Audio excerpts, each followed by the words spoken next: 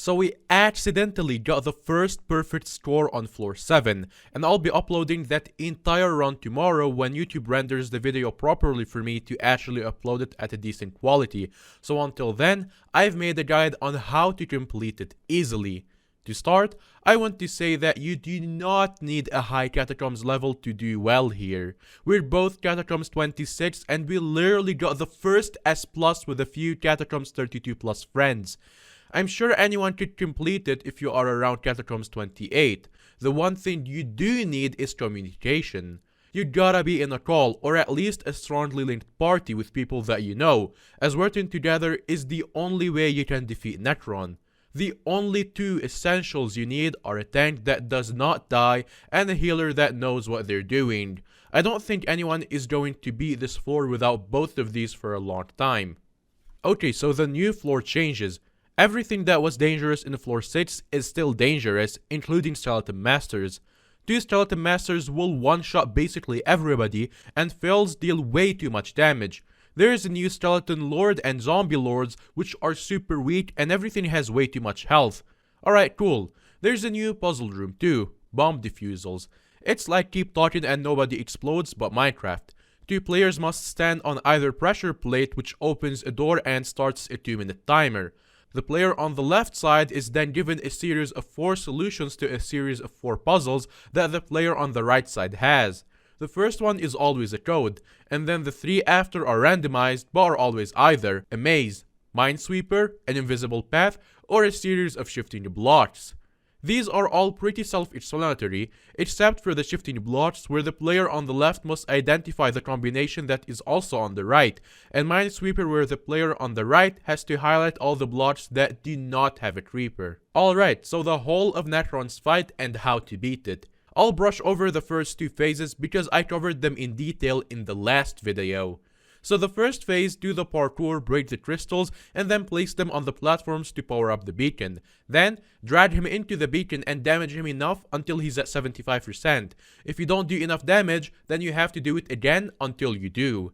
Phase 2 is where you have to crush him with the 3 pillars around the room. Some things to note are that the archers around the edge of the map will not respawn once killed, and Necron will attempt to protect the Shadow Assassins by attacking anybody who damages Shadow Assassins, so leave that to one person. Getting close to the Wither's Miners and Withermancers will send a floating Wither Skull at you, which deals 27,000 damage each, and when you get insta-killed, it's probably from these. When you get a minute, try and take hits from a few of these at a time to get rid of a large clump that follows you. Alternatively, just don't stand still, ever. Phase 3 features 4 parkour courses and several Among Us style tasks that you have to complete whilst Necron chases you down. Each part of the parkour features a few basic tasks that a team has to complete together before Necron reaches them. They include terminals which have short inventory tasks such as completing a simple maze or clicking all items of one color, as well as featuring 2 levers that have to be pulled. Each part of this parkour features a major long task too. The first part features Simon Says, the second part has a series of lights with levers on them that all of them have to be turned on, the third part has arrows in item frames that all have to be pointed to lead from red to green, you can tell it's done right when a block lights up. And the fourth one has a pressure plate that you have to stand on to cause emerald blocks to light up on a wall opposite you, and you have to shoot the emerald blocks as they pop up fast enough to progress. However, this is sometimes bugged, as the arrow trap next to you can mess it up. This whole time, Necron will chase you down and insta-kills anyone he gets close to. You can slow him down by damaging him, and the easiest way to do this is a mage with a mage beam. Once the final part is done, you get smashed through the floor again into an arena. The final phase has a large circular arena and puts you right into the fight with Necron. He deals significantly more damage here and will fight you head on, but the best way I found is to fight Necron head on and relying on lifesteal and your healer to heal you. After a while, he will head to the middle and some of the platforms will begin to get cracked and filled with lava. He will then look at a random platform and destroy it completely before going back towards the players to fight them again.